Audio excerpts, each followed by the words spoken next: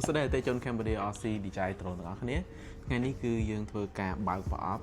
ประเภท Neo 2 DJI Neo 2 hay set ní cứ set combo nó miền thmo drone không nắng chừng nón bay crop chắc chắn đừng bật chẹt thà không bảo nó miền này khác ta mưa nhiều đó này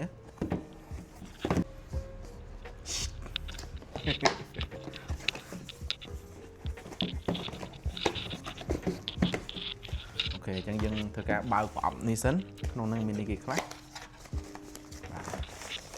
mà mình bổ miền tele dân tele này cứ dân đại cho mùi tù sáp ấy nè dân cần đấy đặt mùi tù sáp tập mà mình tập thơ này nóm hai mùi sticker đi trái slab score nick size tele bớt chân dây bông bông đó nên phải phê tù sáp Samsung rồi có iPhone Lightning rồi có Type C cứ dân miền khục tầng ở mong miền chuyển nguồn 7 xài ní slabไปตัวទៀតតបមកក្នុងនេះមានហាប់របស់ Neo 2បាទ set ហ្នឹងមានថ្ម3ណាក្នុងហាប់ស៊ីនរបស់គេនេះមាន2គ្រាប់ហើយនឹងក្នុងដ្រូនមួយគ្រាប់ទៀតអញ្ចឹងទាំងអស់3បាទនេះបើកដ្រូនមកបាទគឺថា Neo 2វាធំជាង Neo ជំនាន់ទី1 Neo 2នេះវាធំជាងកាន់ទៅរៀងពេញដៃជាងណា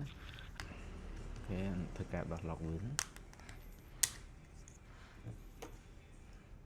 អញ្ចឹងឥឡូវយើងសាកថ្មឲ្យភ្ញៀវសិនហើយសម្រាប់ set combo ហ្នឹងអស់ហើយមានតែប៉ុណ្្នឹងទេខ្សែសាកហើយនឹងហាប់ tele ហ្នឹងហើយតែប៉ុណ្្នឹងទេអញ្ចឹងឥឡូវយើងសាកថ្ម activate សិនអញ្ចឹងចាំមើលវីដេអូខ្ញុំតេស្តហោះទាំងអស់គ្នាអញ្ចឹងបើសិនជាទាំងអស់គ្នាចង់ប្រើមុខងារលាបដៃឲ្យ follow ឆ្វេងស្ដាំឡើងលើចុះក្រោមអីកុំភ្លេចបើកកន្លែងពុកបាតដៃនេះបាទយើងបើកមកបន្តមកលើយើងប្រើលើមុខងារ follow ហ្នឹងបងប្អូនដាក់ drone ឲ្យចំមុខចឹងមកហើយយើងចុច start បាទឥឡូវយើងចុច start start ណាហើយលាបដៃមក drone វា follow តាមហ្នឹងអានេះមិនភ័យថាខ្លាច់បុកអីព្រោះវាមាន sensor ការពារឥឡូវខ្ញុំតាក់មកឆ្វេងឃើញទេវាជាប់ sensor ហើយវាទៅទេតែយើងមកស្ដាំមកហើយសម្រាប់ sensor Neo 2នេះល្អមែនតើវា360 degree ហ្មងទាំងឆ្វេងទាំងស្ដាំនេះគឺវាអត់ទៅទេឃើញទេបាទតែមកស្ដាំមកនេះឡើងលើចុះក្រោមឡើងលើចុះក្រោមហើយចង់ឲ្យមកវិញយើងលាបដៃមកចឹងមកវាមកវិញ